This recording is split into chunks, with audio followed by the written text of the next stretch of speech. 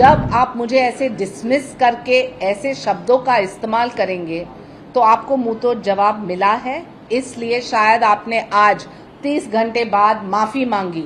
अरविंद सावंत माफी मांग रहे हैं और संजय राउत बोल रहे हैं कि उन्होंने कुछ गलत बोला ही नहीं। तो क्या है ऑफिशियल स्टैंड महाविनाश आघाड़ी का? क्या है ऑफिशियल स्टैंड नाना पटोले, शरद पवार, उद्धव ठाकरे का?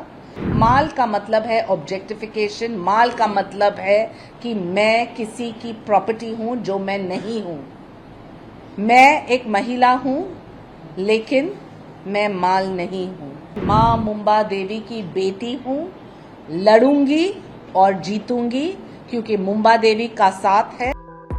शिवसेना यूबीटी नेता अरविंद सावंत ने हाल ही में शिवसेना प्रत्याशी शाइना एनसी को इम्पोर्टेड माल कहा था, जिसको लेकर उनके खिलाफ एफआईआर दर्ज होने के बाद अरविंद ने माफी मांगी। हालांकि अब शाइना एनसी ने प्रतिक्रिया देते हुए उद्धव ठाकरे और संजय राउत को निशाने पर लिया है। नागपाड़ा पुलिस स्टेशन में हमने ये एफआईआर दर्ज की। भारतीय न्याय संहिता के निमित्त section 79, section 356(2) outraging the modesty of a woman. सवाल ये उठता है कि क्यों एक महिला जो सार्वजनिक राजनीति में रही है 20 साल, मेरे पास दो पर्याय थे। एक कि मैं चुप बैठ के अरविंद सावंत के बयान को सुनूं जहां वो बोलते हैं कि मैं इम्पोर्टेड माल हूं। उनके बगल में अमीन पटेल खड़े हैं जो वहां के आमदार हैं और वो हंस रहे हैं। मैं ये सवाल पूछना चाहती हूँ, क्या अमीन पटेल ये बयान देते हैं उनकी बहन या उनकी माँ के लिए या उनके कौम के लिए या उनके कोई वोट बैंक के लिए जहां से उनकी उम्मीदवार खड़ी थी? आपको चर्चा करना है तो मुद्दे पे। और आज मैं उबाटा सेना को पूछना चाहती हूँ संजय राउत के स्टेटमेंट पे, जहां वो बोलते हैं कि माफी मांगनी नहीं, वो इम्पोर्टेड है। संजय राउत जी, 3 पीढ़ी से मेरे परिवार दक्षिण मुंबई में काम करते आ रहे हैं। मैंने सब सबूत दिखाया है डेट्स के साथ, जहां मैंने अरविंद सावंत के लिए कैंपेन किया 2014 से 2019 तक।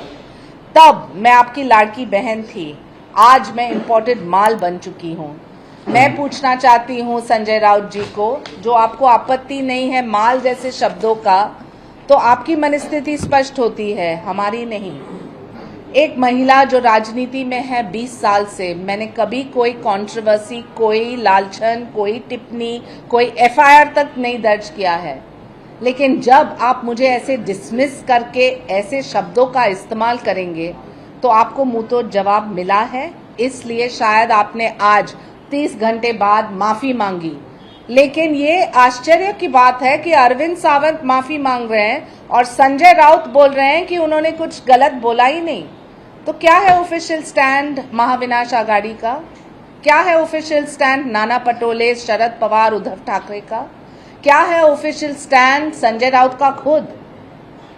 मैं पूछना चाहती हूं कि जब बयानबाजी होती है, जब इलेक्शन का माहौल है, तो काम के ऊपर बात कीजिए। बोलिए कि आप क्या काम कर चुके हैं, खासदार हो या आमदार मुंबा देवी के लिए। क्या क्लस्टर रीडेवलपमेंट हुए हैं? क्या बीआईटी चाल का रीडेवलपमेंट हुआ है? क्या आपने कमाटीपुरा का प्लान भी प्रपोज किया है? ये सभी चीजों का जवाब है नहीं।